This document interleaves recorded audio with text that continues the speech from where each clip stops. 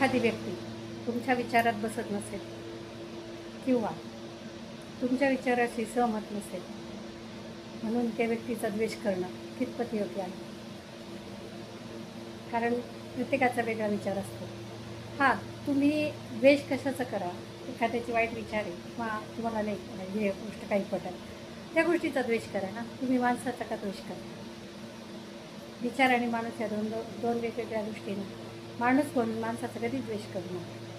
त्या माणसाच्या काही गोष्टी तुम्हाला नसतील आवडत किंवा तुमच्या विचाराशी नसेल त्याचं जुळत किंवा तुमच्या विचारात तो बसत नसेल तर तो द्वेष समजू शकतो. पण माणसाचा द्वेष करणं ही मनोवृत्ती विकृत आहे.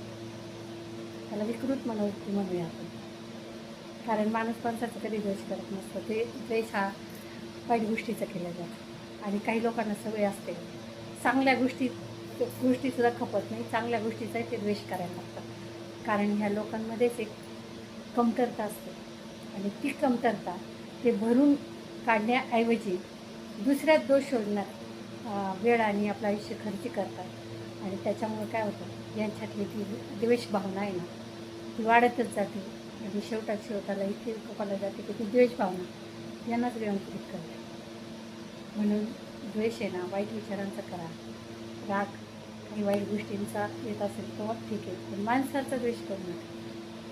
माणसाला माणूस म्हणून पहा, तुम्ही माणूस म्हणून राहा, तरच तुम्ही माणूस म्हणून जन्माला आलेत आणि माणूस म्हणून वागलात तरच तुमच्या त्या जन्माचं सार्थक आहे. नाहीतर आला ह्याला पाणी वाहून मिळेल.